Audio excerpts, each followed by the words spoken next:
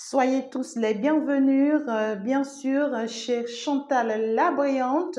Ici, c'est le coaching. Je suis psychothérapeute.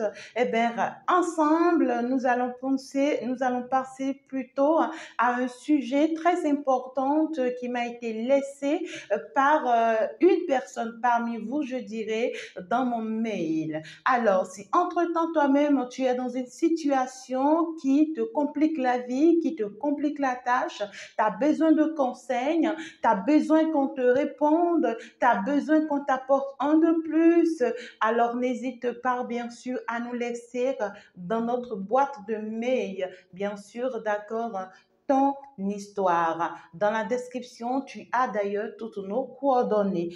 Alors, aujourd'hui, nous allons parler d'un sujet particulier. J'espère très bien que cette dame ait l'air à l'écoute. Notre histoire du jour va parler d'une histoire une dame qui s'est mariée, qui est au mariage, une dame qui en fait a pris tout son temps avant d'aller au mariage, une dame qui a pris vraiment tout son temps et qui a fait toutes les procédures normalement et qui est partie au mariage. Alors cette dernière, elle a rencontré son homme, tout se passait très bien, ils se sont lancés dans les procédures, ils se sont signés engagement, alors ils se sont mariés. Et bien sûr que oui, au jour d'aujourd'hui, cette dame, elle est en train de passer ses huitièmes années, je dirais, oui, huitième année dans sa relation conjugale avec un enfant. Et selon l'histoire, ils se sont convenus, son mari et elle, d'avoir que deux enfants parce qu'ils ont beaucoup de plans, ils ont beaucoup d'objectifs à atteindre et leurs plans et leurs objectifs ne leur permettent pas, d'accord, d'en avoir plusieurs enfants.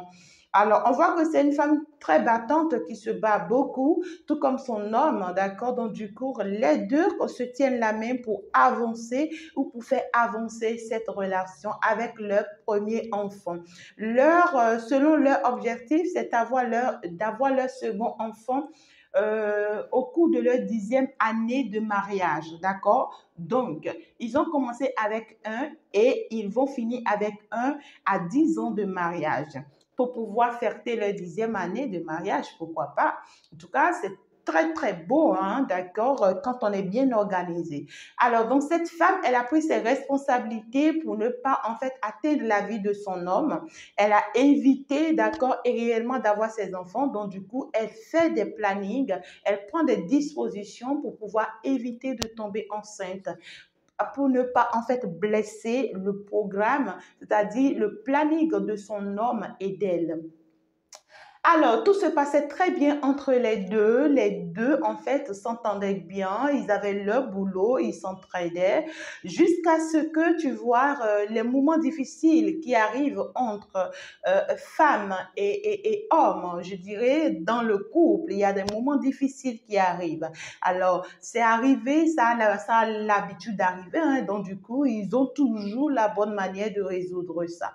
Alors, c'est arrivé à un moment où, lorsque les deux ont commencé par s'engueuler, par se faire des histoires, alors dans cette histoire, vous savez, quand on est en colère, on se permet de tout dire. Il y a même des choses qu'on ne veut pas forcément dire, vous voyez, mais qu'on dit sans s'en rendre compte. Alors, dans cette colère où les deux avaient commencé par se lancer des paroles, ben, malheureusement pour cette dame, d'entendre de la bouche de son homme qu'il ne voudrait plus d'elle. Alors, elle n'a pas compris. Elle s'est dit que c'était la colère, d'accord?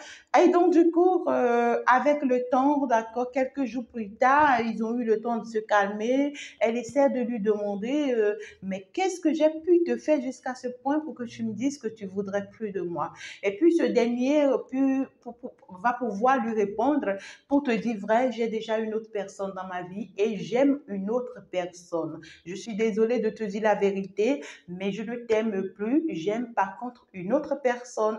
Alors, écoutez, hein, comme toute femme, ça devient un peu dérangeant, d'accord? Parce que là, finalement, cette femme commence à se rendre compte qu'elle est dans une relation à trois.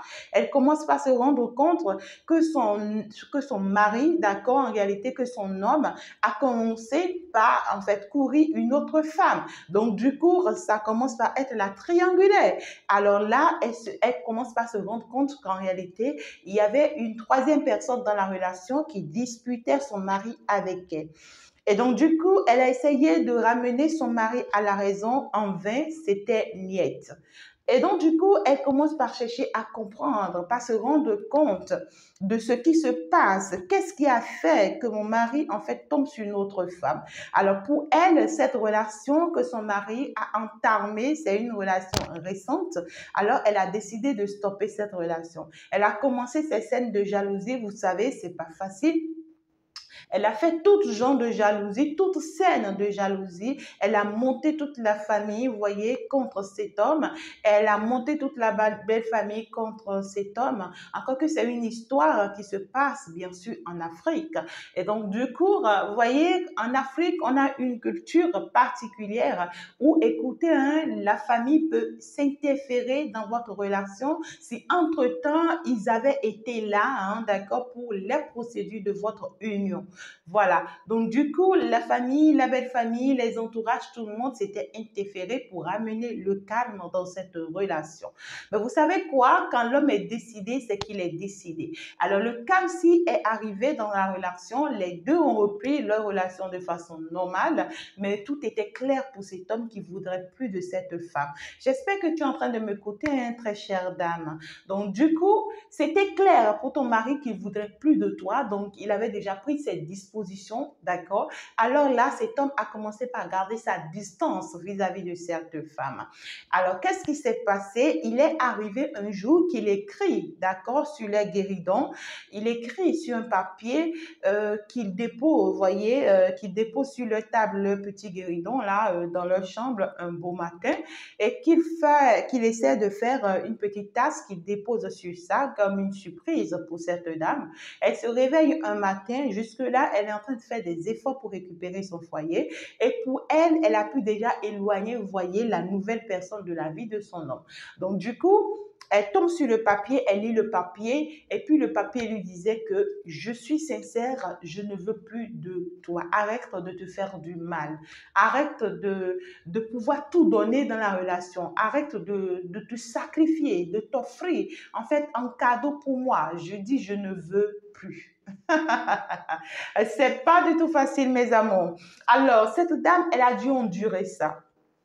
Elle a dû supporter tout ça. Elle s'est dit, c'est pas grave, c'est mon mari. Je dois faire des efforts. Je dois toujours essayer. D'accord? Alors, elle a continué à essayer. Et c'est une femme, c'est un cadre, hein, bien positionné dans le monde, hein, d'accord, dans sa vie. Mais malgré ça, c'est-à-dire, elle a plein d'opportunités qu'elle a laissées, qu'elle n'arrête pas de laisser. Et elle est une femme très attirante, très jolie, très belle. Et donc, du coup, elle est courtisée par plusieurs responsables, par plusieurs cadres et autres, mais elle leur a toujours dit, niet, je suis mariée, je reste mariée à mon mari et j'aime mon mari, vous voyez. Donc, elle continue de faire des efforts pour sauver son foyer, sa relation, tout en étant très jalouse, d'accord? Alors, dans cette jalousie, elle a fait des efforts pour éloigner l'autre de son mari. Mais vous savez, quand le cœur choisit, c'est que le cœur a choisi. Le mari ici, finalement, qu'est-ce qu'il amène à cette femme à la maison? C'est le papier de divorce, d'accord? C'est quelqu'un qui a rempli les conditions pour faire la demande de divorce. Alors, il amène finalement les papiers à la maison pour que cette femme signe le divorce. Alors, elle dit, niet, je ne signerai pas parce que moi, je t'aime. Je ne sais pas jusqu'à où tu es allé pour que tu puisses me demander le divorce parce que tu en aimes une autre. Alors, donc, du coup, c'est là où cette femme s'en rend compte parce que son mari lui dit, OK, il n'y a pas de problème, tu comprendras pour quelle raison je te demande le divorce. C'est pour ton bien-être que je te le demande. Elle n'a pas compris. Elle a continué à sauver son foyer dans cette souffrance, dans cette tristesse, dans cette amertume et dans cette jalousie qui commence par la rendre aigrie, cette jalousie qui commence par la détruire, cette jalousie qui commence par la nuire, jusqu'à ce que un jour elle se lève dans sa propre chambre, dans leur chambre à coucher, vous voyez, le mari a a laissé 3 papiers là par terre dans la chambre à coucher avant de s'en aller. Alors, pendant qu'elle arrangeait la chambre à coucher, elle tombe sur ces 3 papiers, elle prend les papiers, elle constate que c'est des actes de naissance. Les actes de naissance de 3 enfants différentes. Et ces 3 enfants, vous savez, portaient le nom de son mari, de son très cher époux.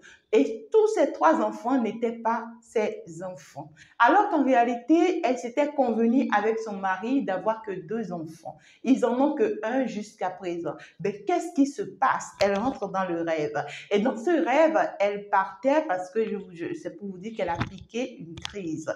Alors, à un moment donné, quand il s'était retrouvé après, elle a commencé par chercher à comprendre qu'est-ce qui ne va pas avec mon mari. Mais de quoi est-ce qu'il fait allusion? Elle commence par chercher, par chercher, par chercher. Et quand ce mari lui dit la vérité finalement, qu'en réalité, tu sais, je te trompais, ça fait 6 ans. D'accord? Alors que leur mariage ne fait que 8 ans au jour d'aujourd'hui. Donc, 2 ans après leur mariage, cet homme avait déjà commencé par la tromper avec une autre femme qui l'aime beaucoup. Et en fait, ce qu'on vient te dire, c'est pour dire à cette femme, j'aime l'autre femme et avec elle, j'en ai déjà 3 enfants. Et c'est pour ne pas t'en faire souffrir, tu vois, que je n'arrêtais pas de demander le divorce parce que je ne voudrais pas, d'accord, que tu en subisses les conséquences. Et mon problème non plus, ce n'est pas que tu restes dans ma vie. Tu vois, j'aurais préféré que tu partes avec une autre personne. Je ne te dirai pas que c'est des erreurs que j'ai commises, d'accord, et que il faudrait que tu me pardonnes pour que en fait toi et moi on reste ensemble. Non, c'est pas des erreurs que j'ai commises, mais c'est des démarches que j'ai menées et dont je suis convaincue, je suis rassurée et j'assume. Et je n'aimerais pas avoir 2 femmes non plus. Donc du coup, je te libère. Vous imaginez combien de fois ça fait mal? Combien de fois c'est si douloureux? Combien de fois ça tranche? Combien de fois on peut poignarder une personne? Ça fait mal, hein? C'est douloureux. Chers hommes, faites un peu attention. C'est pas toujours trop bien. Dès le début, quand tu n'aimes pas une personne, libère-la. Ce n'est pas après lui avoir donné tout ce coup, d'accord, que tu vas pouvoir maintenant décider de la libérer après que tu lui as fait si tant de mal.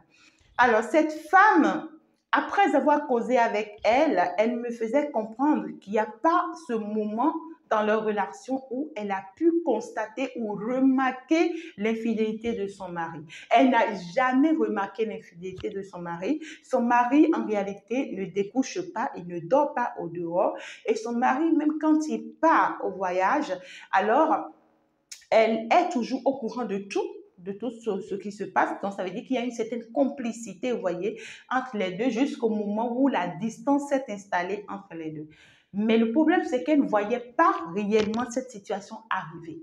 Alors là, elle a été enragée de jalousie, prête à faire du mal, prête à faire ici, à détruire, à défoncer tout. Et donc, du coup, cette femme est actuellement dans une situation pareille, elle vient demander de l'aide. Alors, chère madame, je viens maintenant pour te parler. Nous avons compris ta situation et en tant que coach dans mon domaine, ce que je dois te dire, c'est très simple. Il y a eu un moment donné dans ta relation que tu n'as pas vu quelque chose qui s'est passé. Il y a quelque chose qui s'est passé à un moment T dans ta relation et c'est à partir de là où les choses ont commencé. Quand ce truc avait commencé, d'accord, tu ne voyais pas ça. Parce que c'était le moment où tu allais saisir l'opportunité, tu allais saisir ton époux, tu allais saisir ton mari pour pouvoir vite corriger cette situation. En fait, lorsque tu es rentré dans le mariage, tu t'étais dit que cet homme était déjà acquis. Tu t'étais dit que tu n'as plus nulle part aller et il n'a plus nulle part aller. Écoutez bien, mes très chers amours, le mariage d'aujourd'hui n'est plus acquis. Si tu rentres dans le mariage d'aujourd'hui et que tu prends ça comme acquis, tu vas souffrir, tu vas traverser et tu vas tomber du haut. Faites très attention. Il y a des erreurs qu'il ne faut pas commettre. Il y a des choses qu'il ne faut pas faire, en fait. D'accord? Donc, du coup, à un moment donné de ta vie, tu as loupé quelque chose qui a commencé par se passer dans ta relation et tu n'as pas su saisir ça pour pouvoir la corriger. Et avant de te rendre compte, d'accord, tu t'es laissé avoir déjà. Parce qu'en réalité, tu as trop de confiance en ton homme. Vous savez, c'est normal d'avoir confiance en son mari. C'est normal d'avoir confiance en son homme. Mais la première des choses qu'il faut dans une relation, d'accord, mes amours, c'est d'abord votre propre confiance en vous. Lorsque vous avez appris à avoir confiance en vous-même de façon personnelle, je peux vous rassurer et je peux vous convaincre, d'accord, que avec le temps, lorsque vous allez vous marier, lorsque vous allez rentrer au foyer, c'est-à-dire s'il y a quoi que ce soit qui veut se passer concernant votre époux, votre confiance en vous va toujours vous passer un message concernant cet homme. Soit vous aurez des intuitions, soit vous aurez des petits trucs, vous voyez. Sinon, un homme qui a 3 enfants au dehors, qui est dans une relation bien positionnée au dehors, pendant 6 ans de temps ensemble avec toi et que tu n'as rien de rien remarqué, ça veut dire qu'en réalité, il y a beaucoup de distance entre vous. Il y a beaucoup de détachement entre vous parce que tous deux, vous êtes des professionnels. Donc, tu étais plus focalisé sur ton travail, sur ta profession que sur ta relation, d'accord? Que sur ton intimité avec cet homme. Et je pense que c'est pareil de son côté. Alors, si on doit bien analyser la situation, peut-être que ton détachement d'intime, en fait, intime là avec lui, a laissé un vide dans sa vie et qu'il est parti récompenser peut-être quelque part. Mais à un moment donné, si tu analyses bien dès les débuts, quand ce manque-là a commencé par arriver dans la vie de cet homme, il avait commencé forcément par le réclamer d'une manière ou d'une autre que tu ne voyais pas. D'accord? Et quand il en a marre, en fait, il est parti en faire ce qu'il doit en faire. C'est la première chose. Et deuxième chose, ça peut être un homme qui ne t'aimait pas. Ça peut être un homme qui n'était pas non plus destiné du tout pas. Mais ça a été un homme qui voulait peut-être concurrencer dans ta vie pour montrer à ces hommes-là qui étaient en train de te courir en son temps qu'il est le power des powers. Vous savez, il y a des hommes qui rentrent dans nos vies et l'objectif, d'accord, c'est de venir montrer que je suis le first, en fait. Vous voyez? Et c'est après qu'il t'épouse maintenant que dans son comportement, tu te rends compte qu'à vrai dire, il ne t'aimait pas. Et pourtant, il était romantique. Et pourtant, il était comme s'il était comme ça. Faites très attention.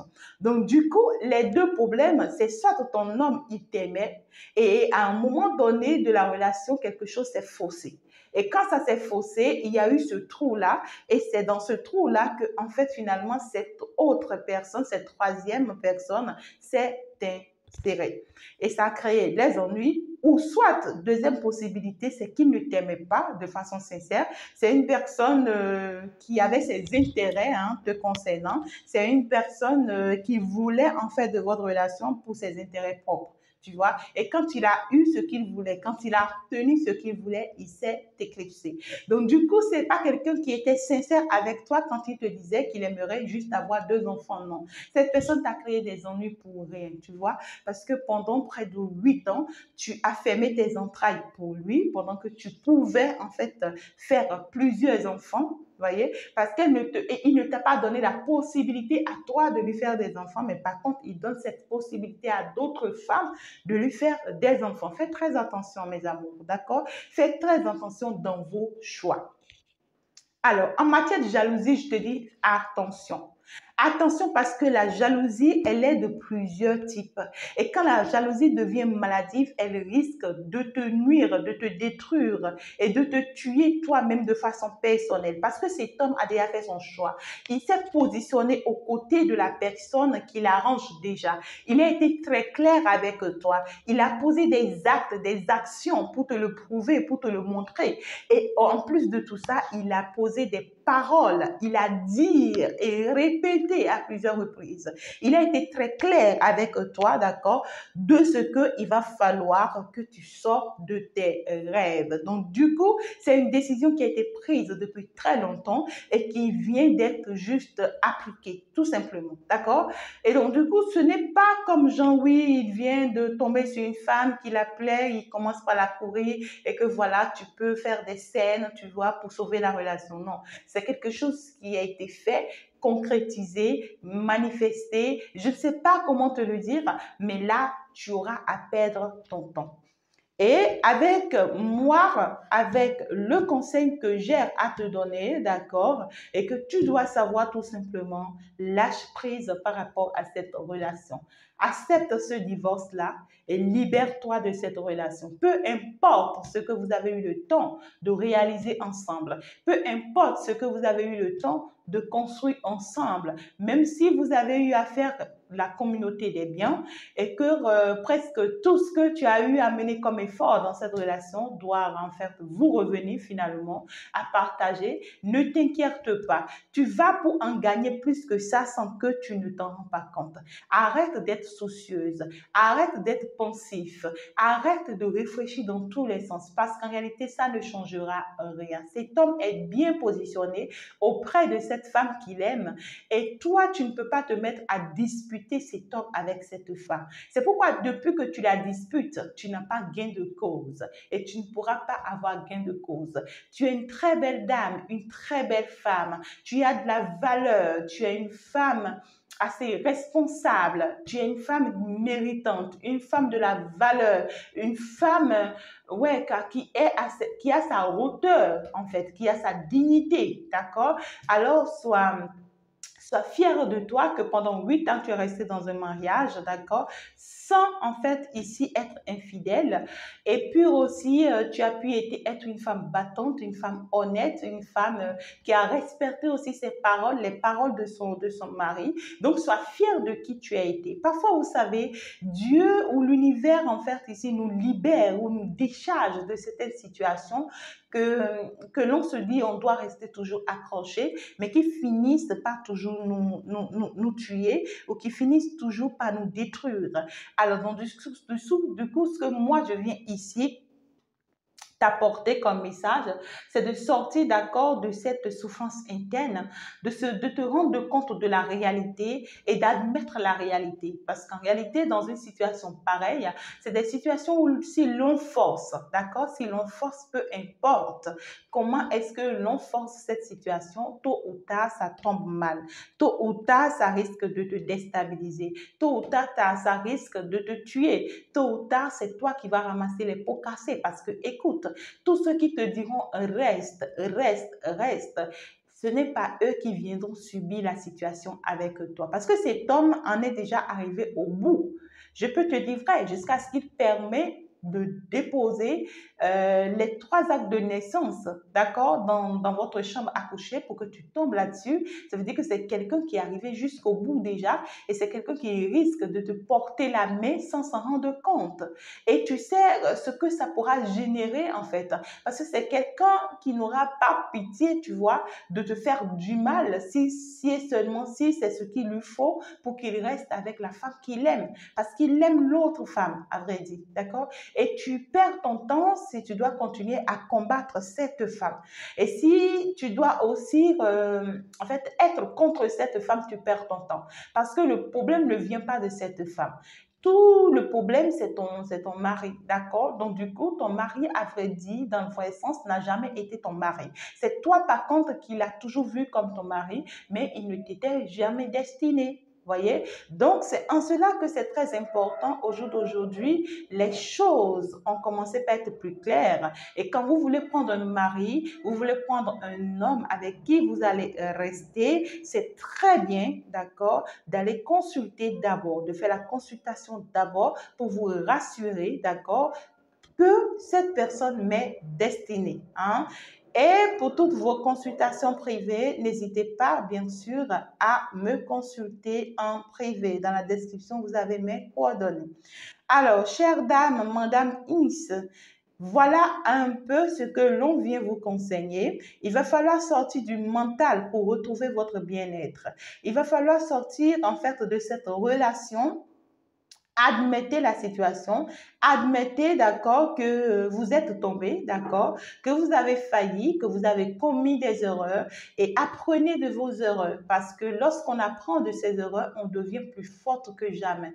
Donc, du coup, lorsque vous allez apprendre de vos erreurs, vous allez faire des procédures. Pourquoi ne pas aller voir une psychothérapeute qui va vous soutenir? Et si entre-temps, vous avez pensé à moi, n'hésitez pas à me recontacter pour vraiment prendre rendez-vous afin que l'on vous assiste, l'on vous accompagne.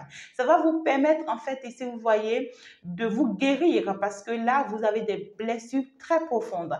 Et si vous ne sortez pas de cette relation, à cause de ces blessures-là, vous risquez en réalité de créer des torts inutiles, hein, d'accord, à cet homme-là, à votre enfant que vous avez déjà avec lui et à vous-même par la suite.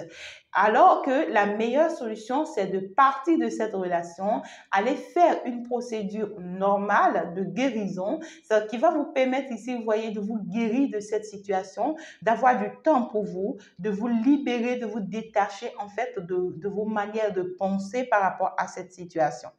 Et après que vous sortez maintenant vous vous détachez finalement, vous voyez, de vos blessures internes et puis de toutes ces situations qui vous ont entravé, de tous ces coups durs que vous avez reçus, ça va vous permettre d'aller vers maintenant le sourire. Et ça va vous rendre encore beaucoup plus forte, beaucoup plus déterminante, beaucoup plus assurante. En fait, cette fois-ci, vous serez déterminé à jamais à aller de l'avant et plus jamais, à quand jamais, vous n'allez encore commettre certaines erreurs dans votre vie. D'accord? Ça fait partie des erreurs de votre vie. Fallait que cela arrive pour que vous appreniez de ça, pour qu'en fait, au jour d'aujourd'hui, vous soyez là où vous êtes.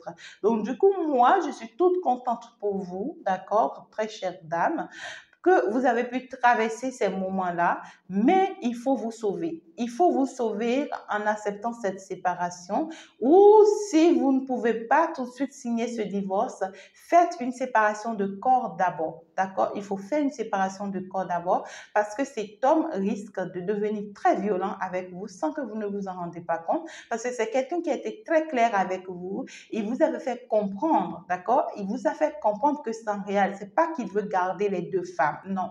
Il veut plus de vous tout simplement. Il veut garder l'autre femme. Et c'est l'autre femme qui est la meilleure femme pour lui. Et écoutez-moi très bien, quelqu'un ne prend pas sa décision sur le coup de la tête. Une femme avec qui il est resté, tu vois, qui lui a fait 3 enfants, et donc, du coup, peut-être qu'il est même un peu plus déprimé que vous déjà, qui avez fait juste un enfant. C'est elle qu'il aime et c'est elle qu'il préfère. Donc, peu importe les changements d'habits que tu feras à ses côtés. Peu importe le maquillage que tu feras à ses côtés. Peu importe tous tes efforts que tu auras à donner, tu n'y arriveras jamais. Donc, du coup, libère-toi, et puis deviens une femme forte, une femme très déterminée qui a toujours son sourire parce que ne gâche pas ton sourire, ta joie de vivre, ton bien-être à cause de cette situation. Va et maintenant faire les procédures pour retrouver ton bien-être, ton équilibre afin de te permettre d'aller rencontrer la bonne personne. Merci beaucoup. J'espère que vous m'aviez écouté. J'espère que vous avez pris bien nos bonnes notes. Et puis, je vous souhaite le meilleur pour tous ceux qui ont encore d'autres situations, qui ont besoin de soutien, qui ont besoin qu'on les écoute, qui ont besoin qu'on intervienne pour eux. N'hésitez pas, bien sûr, à laisser votre situation en résumé dans mon mail pour qu'on vienne vous soutenir. Je vous embrasserai très fort. On se dit ciao, ciao, au revoir. C'était avec Chantal la Brillante. Bisous.